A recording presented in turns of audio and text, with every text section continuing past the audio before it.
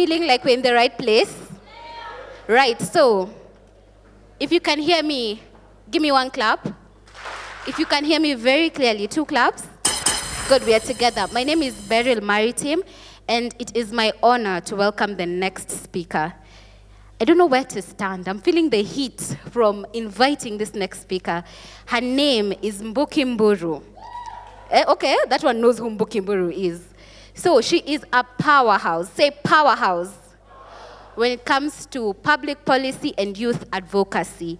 This lady has spoken in the UN more times than some of us have spoken in our family dinners. I'm telling you, listen. Mbuki Mburu, the pressure, how is it getting? It's getting worse, yeah? So Mbuki Mburu is an award-winning youth leader. I don't know, maybe you might need to tell us. I'm going to read some of her accolades because I cannot even get them, all of them in my mind. So what she's done, you should tell us, maybe you have another twin somewhere, because where do you get the time to do all of these things? Are you ready? All right, so Mbuki Mburu, National Coordinator, AMREF, Speaker, Global Platforms, the UN, SDG, Public Policy and Youth Advocacy, co-founded youth initiatives, recognized for outstanding advocacy and community action as Africa Laureate, board member at Siasa Place, promoting youth engagement. She was named one of the women under 30 shaping Kenya's future in governance. 2022 nominee for Diversity Inclusion Award for Youth in Leadership. I need to take a break. Let's give her a round of applause as she comes to the stage. So much for that kind introduction. Comrades, power! Comrades, hi! It's lovely to see you all. My apologies, I'm a bit dressed up today, but just to give me a bit of confidence, I'm coming from the farm. I was planting avocados and I've been rained on. Then I was like, oh my God, I must speak to those young people. So I'm happy. I know we've all made our sacrifices to be here, and I'm glad to be here today. And I will start with my story. Of course, she's talked about the many things that I've done, but I want to tell you a bit of a story, and then I'll tell you about what my journey has been. There was this time I had parked my car somewhere, and a soldier, you know, like the way you just park and then you find the soldier, you're like, you want to tip them. And then I went into my purse. I didn't have M-Pesa at that time. And I just went to my purse and looked for a note to give the soldier. And I went, in the purse, I had only 200 rand. And if you look at the 200 rand, it's very similar to the 200 Kenya shillings in terms of color. And when I gave it to the soldier, he was like, "Hii ni pesa gani?" And then I was like, oh, wow, okay. And that's when I realized, because this guy told me, I really need just 100 shillings. I need to get home. I was hoping that today would be a good day, but it turned out not to be a good day. And so that hit me. Imagine, that's 200 rand. If you convert that 200 rand to Kenya shillings, it's probably 2,500, right? And I want to talk about the issue of value and recognition and impact. Imagine that soldier, however much that value was so big, it was not important to him because he just needed to get home. That was what was important to him. And so, when I talk about leadership, and in your journey as a young person, and in the spaces that you're in, it is important for you to be able to zone yourself. The rand is a very strong, the 200 rand was very strong, was much money, but it was not useful. And so, for me, this evening, I want you to start reflecting as I speak about how are you zoning yourself? How are you positioning yourself to be able to be of value? Because the rand was powerful, it was of great value, but it was just in the wrong country. About to be given to the wrong, to someone who probably was like, okay, it's not useful for me. The reason why I was giving that story, as young people, we do a lot of things, which is amazing. And we are most educated, literacy levels are high, and all that. And it's a competitive world. But it's very important for you to be able to zone yourself and position yourself. I will start off my journey. As little as I am, I'm from Nakuru County. Nakuru people, hi. Great. So I'm from Nakuru County. I came to the city to do my campus. And I know all of you are university students. I went to USIU Africa. USIU Africa, hey. Great. Hey, what were USIU? Great. So I came to Nairobi to do my Bachelor's of International Relations at USIU Africa. And at USIU Africa, I think I was one of those students who would be in every activity, just trying to plug in, to be in spaces, to network, to build my capacity as a young person. But coming from the village, of course, I was struggling a little bit because I was not from the wealthy families and all that. You want to be in all the spaces, but of course there are limitations. And so one of the things that I tried to do is that I organized my schedule very tight in a way that there's class time, there's time to do hustle, and there's time to utilize the opportunities that are in school.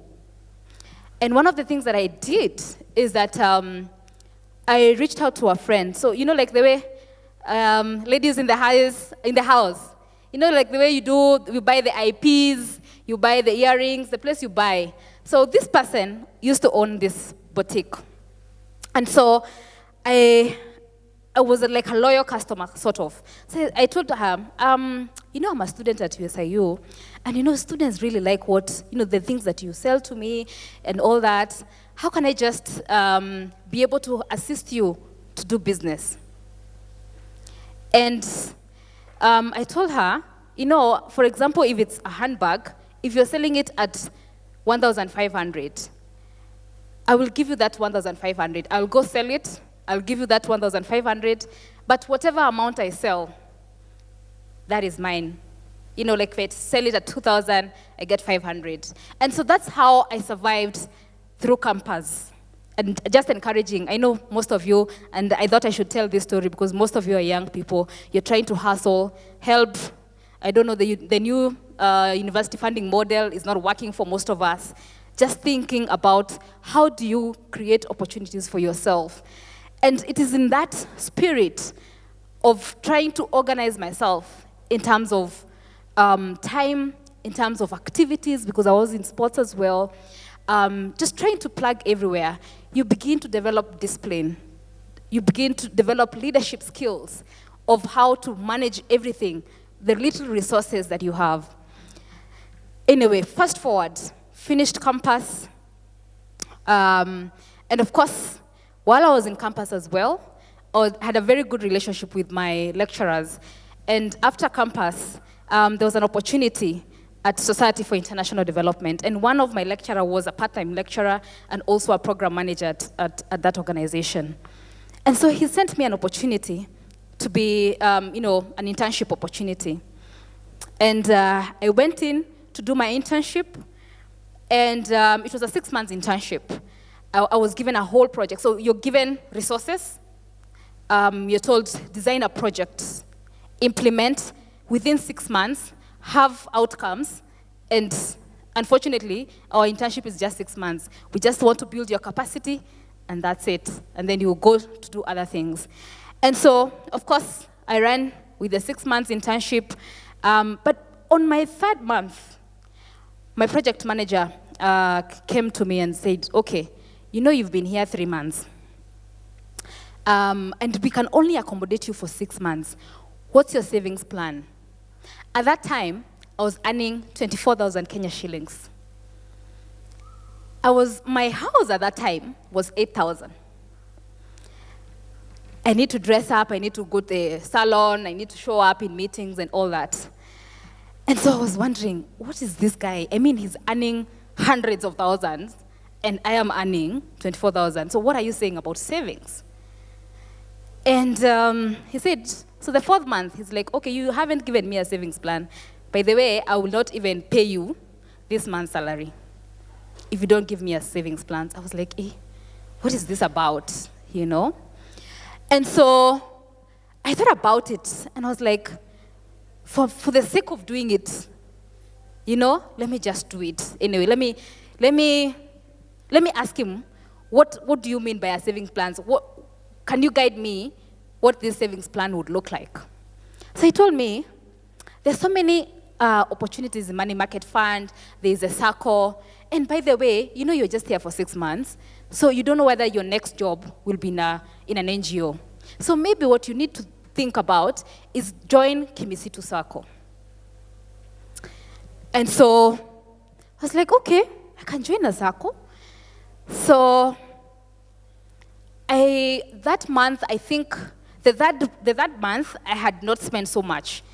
So whatever I'd saved, I'd tried to save, I sort of carried forward, and I joined Kimisitu, and my first saving was 15,000. So I saved 15,000, and I'll tell you how that 15,000 has impacted my life thereafter. So I saved 15,000, you know, and life moved on, and my 6 months ended. But because my program was so impactful, so the organization said, okay, we can retain you to continue with the integrity work. And one of the things that came up during when I was implementing some integrity work, there are a lot of community complaints in Langata around the Langata Road Primary School. And so I was like, okay, how can I support this community? How can I engage? How can I be, you know, how can we transform the lives of these children? And so we said, okay, we are going to convene the community of Langata and try and see how can we save or secure the land of Langata Road Primary. So of course, we organized the community, we went, you know, and brought down the wall. If you remember the whole story of Langata Road Primary, how kids were tear gassed, and we actually did not call the kids to come bring down the wall with us. They saw people taking action, you know, rescuing their school land, and so they joined. They felt, this is us, this is part of us, how can we join? And so, unfortunately, the person who was land grabbing Langata Road Primary was very powerful at that time. And so, police officers were sent, kids were tear gassed, international media coverage, and all that. And that whole campaign, that whole activity brought out the real issues of land grabbing in Kenya. And it's at that moment, we convened, and I remember my line manager at that time, you might be knowing him, Irungu Houghton. He's currently the executive director of Amnesty International Kenya. So we sat down, we were like, okay, how do we structure? Because after that case, there are so many complaints about land grabbing. And so we actually came up with a whole campaign called Shule Yangu campaign to be able to protect public schools. And so, you know, we started, and we had over 4,100 schools complaining about their school land. And I'll shock you today, the biggest land grabbers of public schools are actually churches and politicians. Anyway, fast forward. So after that campaign, I realized I have so much passion in advocacy. And so at that time, I was like, okay, I'm just a young person. I was 21 years old at that time, just trying to figure out, what about my life? What do I need? I felt like I need change. I need to charge my fellow young people to be able to join me in changing the society. Because how can a very powerful person in government grab land that belongs to children? So I think for me that brought out the passion in me. And so I reached out to young people. A few of us came together to start off an organization called Siasa Place. You might have heard of it. And so we started off Siasa Place. And I remember one of the challenges that we had is the name Siasa. We tried to register it at the NGO Coordination Board, and it was just challenge after challenge. And I remember one of us in the team, their uncle was actually a former Attorney General. And they told him, they told her, it's this Siasa's name, it is not possible. The moment government hears young people engaging in politics, it's a problem. And at that time, we started engaging young people. And one of the things that actually came up is that the National Youth Council that was formed in 2007, and us now we are starting off Siasa Place in 2015. One of the things that the National Youth Council was not given the mandate, the full support, is because the government realized that the youth movement can be so strong. If you're talking about a chairman of the National Youth Council who has been elected by young people from the ground up, this person has so much following than actually the president, because the bigger population is young people. And so, this conversation started, lingering and all that. But anyway, so Siasa Place started off. And what I want to tell you about life is that, remember I was doing Shilo Yangu campaign, advocacy work. But what I've learned from that experience that I had is that it is not what you do in the daily of your job that has impact. It has impact, great. It had impact in Shilo Yangu. But trust me, the impact that we made at Siasa Place, building a movement of young people, taking on advocacy and governance, is amazing. And now, Siasa Place will be 10 years in next year, and it has impacted young people across counties. So moving on, left Shule Yangu and went on to do advocacy around youth programming. Remember I talked about value and zoning and positioning. And so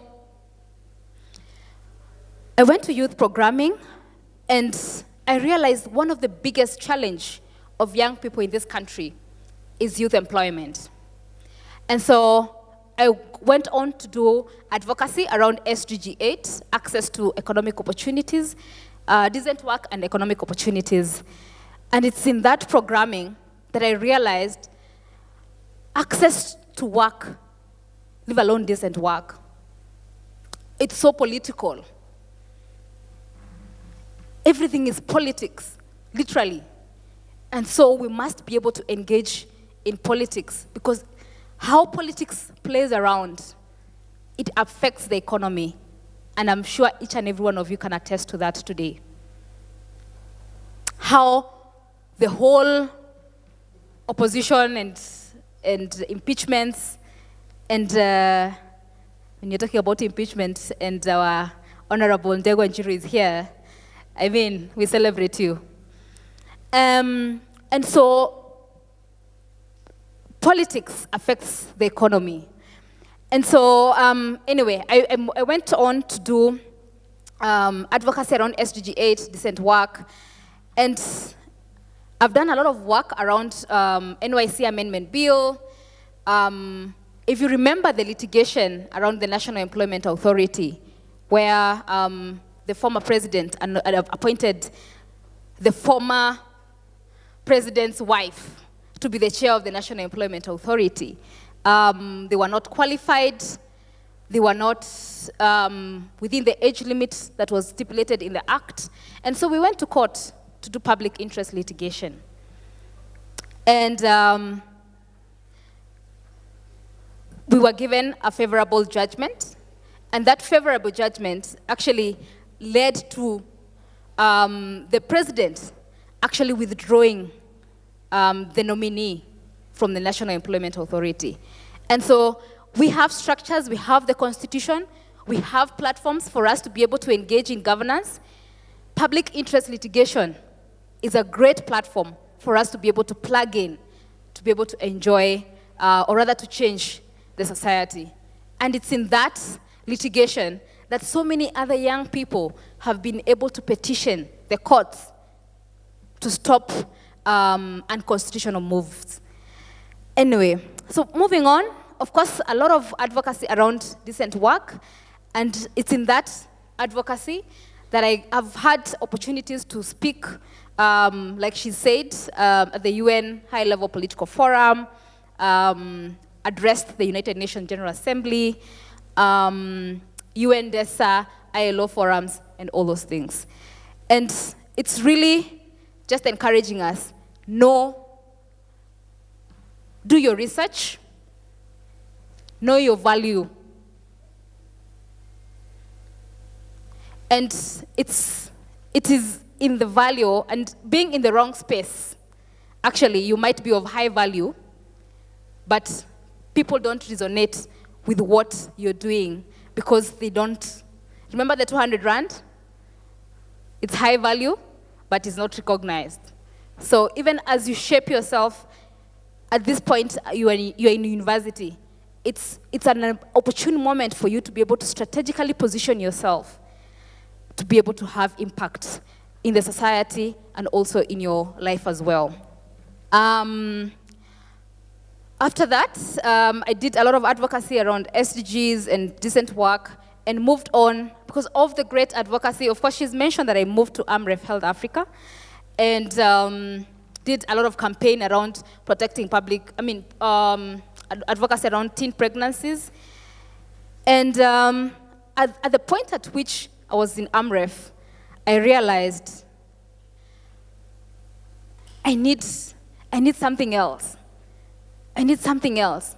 And that is something that we need to continuously think about our lives. How do you continuously rejuvenate your passion? And remember that story I told you about saving 15,000? Well, I joined Kimisitu Circle.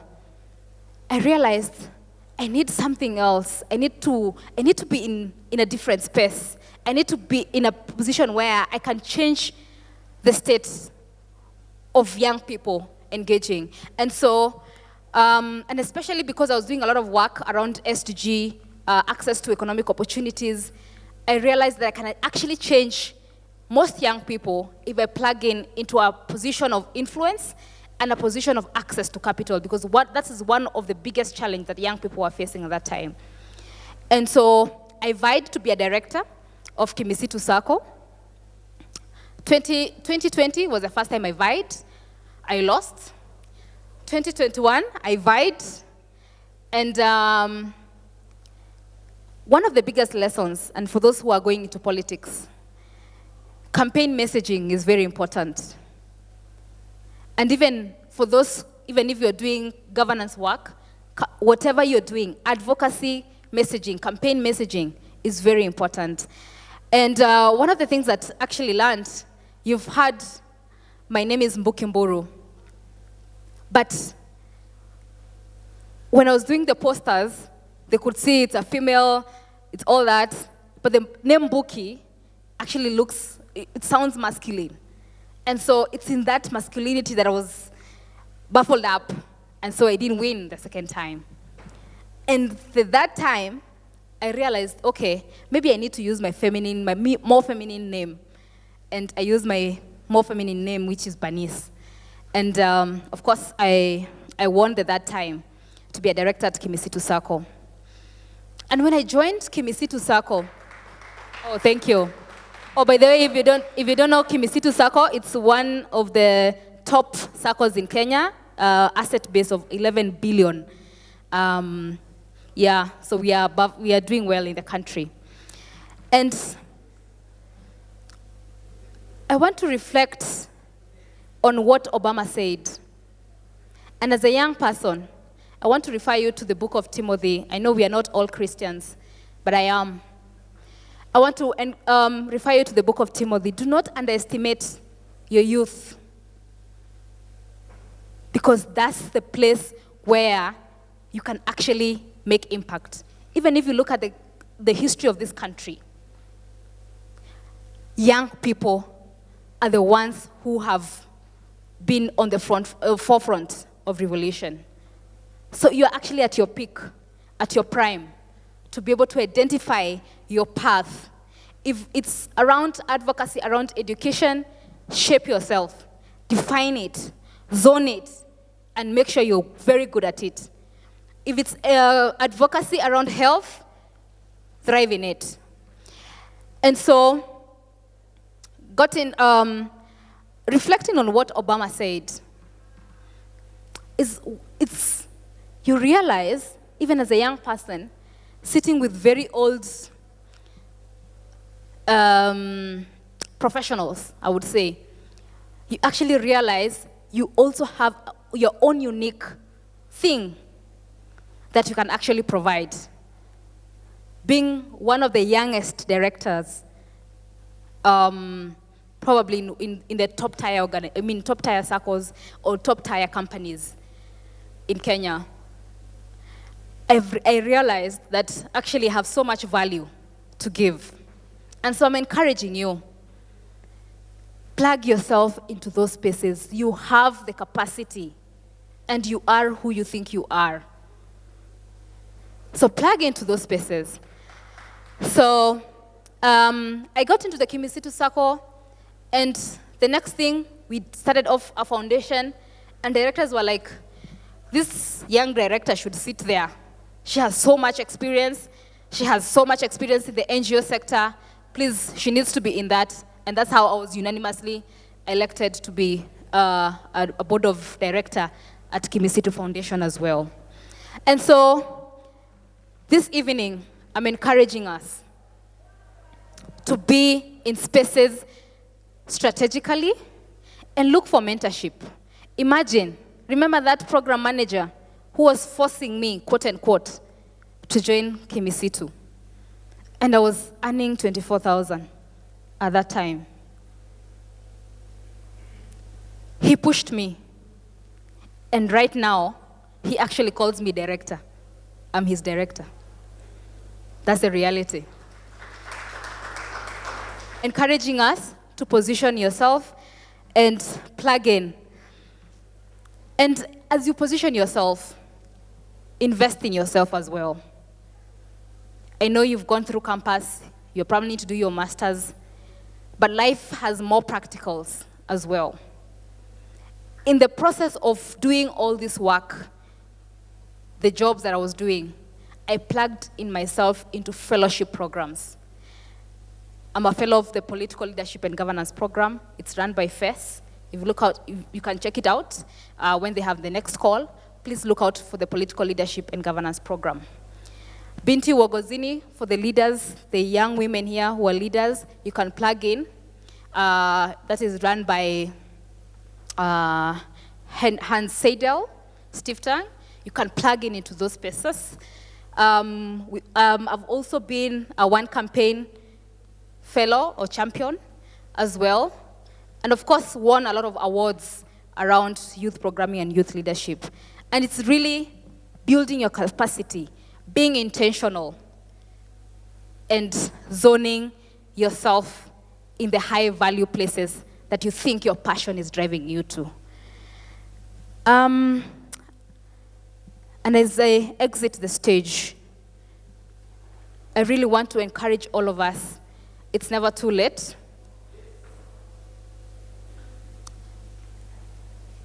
It is the passion that you have. It is the passion. I know Fanyamambo talked about the bamboo tree. If you think your passion is in something, just keep watering it. Keep watering it. And at some point, it will blossom. That's my time. Thank you so much.